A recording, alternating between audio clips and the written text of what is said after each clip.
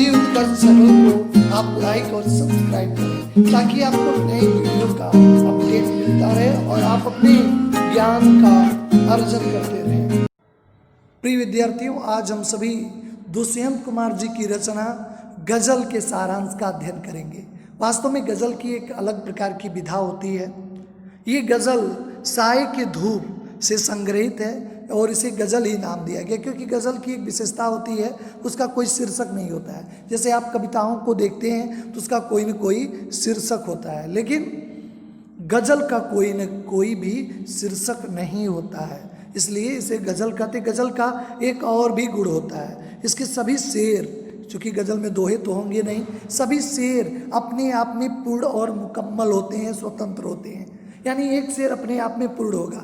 जैसे हम कोई कहानी जोड़े तो उसकी दूसरी कड़ियाँ बहुत नितांत आवश्यक होती हैं, लेकिन यहाँ पे एक शेर दूसरे से स्वतंत्र होते हैं, उन्हें किसी भी क्रम व्यवस्था में पढ़े जाने की दरकार मतलब ज़रूरत नहीं होती है।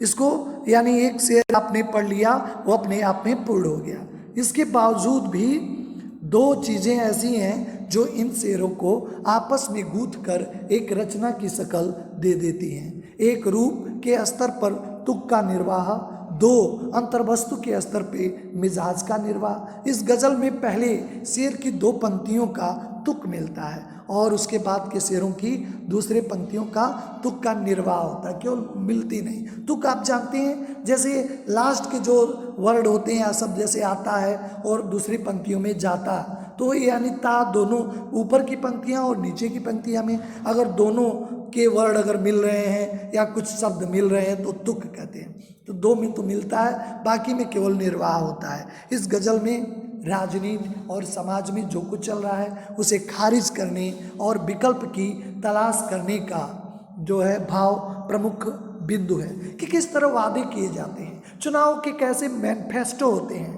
क्या क्या वादे होते हैं राजनीति की गलियारों में, लेकिन क्या उन वादों का होता है, क्या वादे पूरे होते हैं। इसमें पूरी तरह से स्वतंत्र उत्तर भारत यानी भारत की आज़ादी के बाद के दर्द को बयां करने का प्रयास किया गया है कि किस तरह स्वतंत्र उत्तर भारत की स्थितियां और परिस्थितियां बनती हैं। किस तरह वादे किए तो गए थे, जब देश आज़ाद नहीं हुआ था तभी बहुत बड़े सपने दिखाए गए थे, लेकिन क्या वो सपने पूरे हो पाए। कभी राजनीतिक झूठ के वादों पे व्यंग करता है, वो बताता है कि कहाँ तो तय था चिरागा हर एक घर के लिए। तय तो ये किया गया था कि देश को आज़ाद होने दीजिए, जैसे आज़ाद होगा सभी घर में खुशियों के दीपक जलेंगे, वादा किया गया था। घरों की बात तो छोड़ दें, पूरे शहर में कहीं भी खुशियों का एक ठिकाना नहीं है, पूरे शहर में कहीं भी एक खुशियों का चिराग नहीं है। कभी पेड़ों के साए में धूप लगती है। पेड़ों का उदाहरण दरकत शब्द आया है उर्दू का, दरकत का मतलब है पेड़, यानी संस्थाओं का निर्माण किस लिए हुआ है। संस्थाओं का निर्माण केवल लोगों के लिए शीतलता देने के लिए हुआ, क्योंकि पेड़ों का काम ही है फल देना, शीतलता देना। ये नहीं कितने वृद्धि हो जाए हमें न फल मिले न शीतलता, बड़ा हुआ तो क्या हुआ, जैसे पेड़ खजूर पंथी को छाया न मिले फल लागे अति दूर। लेकिन ये संस्थाएं और भी घातक हैं। संस्थाओं का उद्देश्य है समाज कल्याण, चिकित्सा, शिक्षा, तमाम जो है संस्थाएं बनाई गई लोगों को मदद देने के लिए, लोगों की परेशानियों को दूर करने के लिए, लोगों को शीतलता देने के लिए। लेकिन नहीं, ये संस्थाएं भी लोगों को केवल कष्ट देती हैं, केवल भ्रष्टाचार की आड़ में हैं, अर्थात आश्रयदाता जो भी जाते हैं उन्हें कष्ट ही मिलता है। अतः हमेशा के लिए छोड़ कर जाना ठीक समझता, चलो चलें उम्र भर के लिए, कभी कहता है कि इसको छोड़ देना ही बेहतर है। इस परिस्थिति में रहने लायक नहीं है। वह उन लोगों के जिंदगी के सफ़र को आसान बनाता है जो परिस्थितियों के अनुसार स्वयं को बदल लेते हैं। मनुष्य कहता है कि मनुष्य खुदा के सहारे कोई कोई अपनी बात करता है और अच्छे ख्वाब देखता है। अपना सपना नहीं छोड़ना चाहिए, आशा ही जीवन है। चलो हम ईश्वर के द्वारा ही थोड़े समय के लिए हसीन सपना देखते हैं कि ईश्वर हमारी मदद करेगा, हमारे दिन बदल जाएंगे, हमें सुविधाएं मिल जाएंगी, हम भी प्रगति कर लेंगे। कभी कहता है इसमें कोई बुराई नहीं है, सपना देखना कोई बुरी बात नहीं है। कहा गया कि सपने वे नहीं होते जो रात में सोने के बाद आते हैं, अरे सपने तो वे होते हैं जो रात भर सोने नहीं देते। तो कहता है सपना देखना कोई बुरी बात नहीं है, सपना को ही हम हकीकत में बदलने का प्रयास करते हैं। लेकिन कुछ लोगों ने मान लिया है कि मुतमईन है, यानी आश्वस्त हो चुके हैं कि ये प्रशासन को तोड़ना, प्रशासन का विरोध करना बिल्कुल पत्थर को पिघलाने जैसा है। ये पत्थर के जैसा है, ये पिघल नहीं सकता। कभी के आवाज़ के असर को देखने के लिए बेचैन है। कभी कहता है कि मैं ईश्वर से एक ही दुआ मांगता हूँ कि मेरी आवाज़ में असर दे, हे ईश्वर मेरी आवाज़ में वो तासीर पैदा करो ताकि मैं लोगों को प्रेरित कर सकूं, लोगों को जगा सकूं, लोगों को उन्हें अपने अधिकार को प्राप्त करने के लिए उन्हें जागरूक कर सकूं। हे ईश्वर मुझे वह प्रेरणा देना जिससे मैं अपने कार्यों को कर सकूं, क्योंकि वह उसकी सत्ता को चुनौती देता है, क्योंकि किसी दूसरे के आश्रय में रहने के स्थान पे अपने घर में रहना चाहता है। कभी कहता है कि ये तेरे निज़ाम में इतनी ताकत नहीं है, इतनी शासन व्यवस्था में ताकत नहीं है कि किसी शायर की जुबान को सिल दे। हम सभी जानते हैं कि साहित्य ही समाज का दर्पण है। साहित्य हमेशा आईना दिखाता है। देश के प्रथम प्रधानमंत्री जब जवाहरलाल नेहरू सदन की सीढ़ियों से उतर रहे थे, उनके पैर लड़खड़ा गए। एक पत्रकार था, एक साहित्यकार, उन्होंने उनको संभाल लिया, धन्यवाद दिया।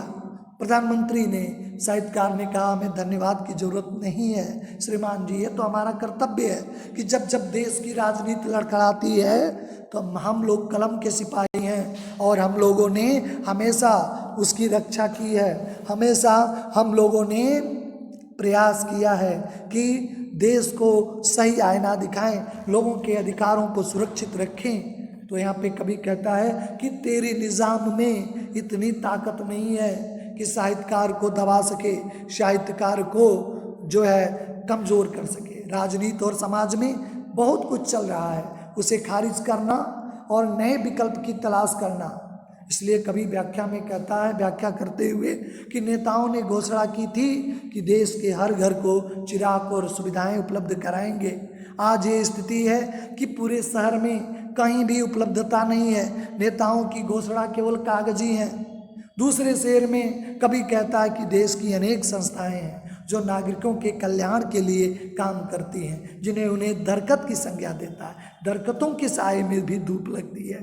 कहते हैं कि संस्थाएं जो मदद करने के बावजूद भी उन्हें केवल कष्ट ही देते हैं, उन्हें केवल धूप ही प्रदान करते हैं। चारों तरफ भ्रष्टाचार फैला हुआ है। कभी इन सभी व्यवस्थाओं से दूर रहकर अपना जीवन बिताना चाहता है। ऐसे में आम व्यक्तियों को निराशा होती है, लेकिन निराश भी नहीं होना है। न रहो न निराश करो मन को, कुछ काम करो, कुछ काम करो। ये जन्म भयो किस अर्थ आयो, आपका जन्म किस लिए है। कभी कहता निराश होने की जरूरत नहीं है। कभी आम व्यक्तियों के विषय में बताता है कि ये लोग गरीबी और शोषित जीवन को मजदूर हैं। यहाँ के लोग खुद अभाव में जीने के आदी हो चुके हैं। जिनके पास वस्त्र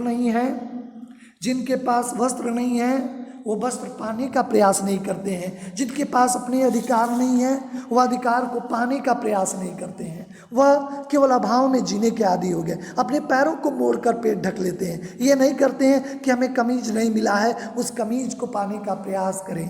उसमें विरोध करने का लोगों में भाव ही समाप्त हो गया है। ऐसे लोग ही शासकों के लिए उपयुक्त हैं। ऐसे लोगों की एक शासक खोज करता है, उनके कारण आज राज शांति से चलता है। दूसरे देश में कभी कहता है कि संसार में भगवान नहीं है, कोई बात नहीं। आम आदमी का सपना है जो भगवान के माध्यम से देखता है। कहने का तात्पर्य कि ईश्वर मानव की कल्पना तो है, इस कल्पना के जरिए वो देखता है कि मेरा ईश्वर अच्छा दिन करेगा। कम से कम इसी कल्पना के द्वारा उसे अच्छे दृश्य देखने को मिल जाते हैं। इस तरह उसका जीवन कष्ट दूर हो जाता है। गरीब शोषण के कारण लोगों में विरोध करने की क्षमता समाप्त हो चुकी है। वह न्यूनतम वस्तुएं उपलब्ध होने पे भी किसी तरह एन केन प्राकेण अपना गुजारा करते हैं जो उसके कार्यों का विरोध न करें। ऐसे लोगों को कारण ही सरकारें निरंकुश हो गई हैं, मनमानी हो गई है। जिनके लिए भलाई और जनता का शोषण निहित है। खुदा के बारे में कभी व्यंग करता है कि खुदा का अस्तित्व नहीं है, एकमात्र कल्पना है। पर आदमी ईश्वर के बारे में लुभावी कल्पना करता है। कल्पना के सहारे ही जीवन कट जाता है। भारतीय लोग ईश्वर के अस्तित्व में पूरा विश्वास नहीं रखते, परंतु इसके बहाने वो सुंदर दृश्य देखने को मिल जाते हैं। उनकी इसकी कल्पना करके वे अपने जीवन को जीते हैं। कभी आम व्यक्ति के इस विश्वास की तरह बात करता है। आम व्यक्ति को विश्वास दिलाता है कि भ्रष्टाचारियों के दिल पत्थर के नहीं होते हैं, उनमें पत्थर जैसे होते हैं, उनमें संवेदना नहीं होती है। कभी इसके विपरीत है कि वह आदमियों के स्वर में असर डाले, क्रांति की चिंगारी बोए, उनकी आवाज़ों को बुलंद कर सके, आम आदमी संगठित होकर विरोध कर सके और भ्रष्टाचार को समाप्त कर सके। व्यक्ति ही कर सकता है। कभी शायर और शासकों के संबंध में बताता है कि सत्ता के खिलाफ हमें लोगों को जागरूक करना है। एक जो है जबान कविताओं पे प्रतिबंध नहीं लगा सकती है। जैसे गजल के छंद के लिए बंधन जरूरी नहीं है, उसी तरह शासकों को भी अपनी सत्ता कायम रखने के लिए विरोध को दबाना जरूरी है। तीसरे शेर में शायर कहता है कि जब तक हम अपने बागीचे में जिए गुलमोहर के नीचे, जब तक मृत्यु हो तो अपनी गलियों में, यानी अपने देश के लिए जिए और मरें, क्योंकि देश से बढ़कर इस दुनिया में कुछ नहीं है। जननी जन्मभूमिश्च, जननी और जन्मभूमि बिल्कुल ही स्वर्ग से भी बढ़कर है। अगर दूसरों के लिए भी मूल्यों की रक्षा करते हुए बाहर की गलियों में मरना पड़े, तब भी उद्देश्य अपने देश के लिए हो, अपने लिए हो। आज राजनीतिक वादे जो राजनीतिक गलियों में होते हैं, उसके प्रति अपना घोर प्रतिकार करता है कि वादे तो बहुत हो जाते हैं लेकिन निभाए नहीं जाते। लेकिन जनता का भी कहीं न कहीं दोष है कि वो अभाव में जीने का आदी हो गया है। जनता संघर्ष नहीं करना चाहती है। जनता को संगठित होकर अपने अधिकारों को पाना होगा, अभाव में जीने को छोड़ना होगा। अगर जिस दिन उनके अंदर इस तरह की भावना का संचार हो गया, जिस तरह अपनी भावना का विकास हो गया, उस दिन सभी भारत का तस्वीर बदलेगा। भारत से शोषण के जो सपने हैं, वह शोषण करने की जो वृत्ति है वो समाप्त होगी। क्योंकि दल बदल, केवल इस एक दल दूसरे दल पे आरोप लगाते हैं, प्रत्यारोप लगाते हैं अपने स्वार्थ सिद्धि के लिए। ये दल बदला, वो दल बदला, देश को दलदल दिया बना है। एक दल सोचते हैं ये पार्टी अच्छी है, इसको अब की बार सत्ता में लाया जाए, फिर दूसरे को लाते हैं। लेकिन सभी दलों का एक ही उद्देश्य है, अच्छे सपने दिखाना और फिर सपनों का मार देना। इसीलिए और अपने में संसद की गलियारों में देखें किस तरह तौहीन होती है। कोई कुर्सी से, कोई माइक से करे प्रहार, यानी कोई कुर्सी से, माइक से एक नेता दूसरे पे प्रतिकार करते हुए अपने स्वार्थ सिद्धि के लिए जातीय के आधार पे, सांप्रदायिकता के आधार पे, गरीबी के आधार पे भारत को आज़ाद होने के बावजूद भी केवल शोषण ही सहना पड़ा है। भारत की संविधान की आत्मा जो इक्वलिटी की बात करता है, समानता की बात करता है, लेकिन देश के आज़ाद होने के बावजूद भी आज कहीं भी समानता नहीं दिखाई देती। कहीं भी ऐसी चीज़ें नहीं दिखाई देती जिनसे समानता का भाव दिखाई दे। लेकिन हम सभी को जागरूक होना पड़ेगा, खुद ही संघर्ष करना पड़ेगा, खुद ही अपने अधिकारों को मांगना पड़ेगा। क्योंकि संघर्ष क्षेत्र है विश्व, यहाँ ये संघर्ष का क्षेत्र ही विश्व है। सिसकी भरना पागलपन है, यहाँ पे सिसकियों को भरना एक पागलपन की अवस्था है। इसलिए अपने अधिकारों को स्वयं हमें रक्षा करना होगा, साथ साथ अपने कर्तव्य का बोध भी करना होगा।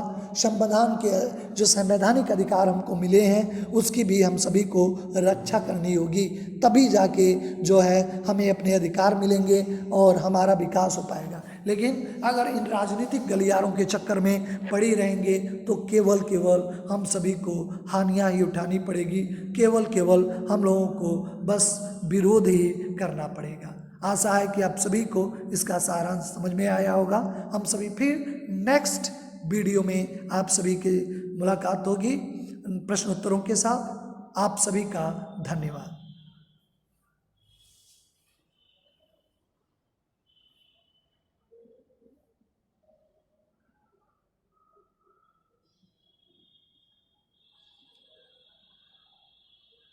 हिंदी उत्कर्ष चैनल को आप लाइक और सब्सक्राइब करें ताकि आपको नई वीडियो का अपडेट मिलता रहे और आप अपने ज्ञान का अर्जन करते रहें।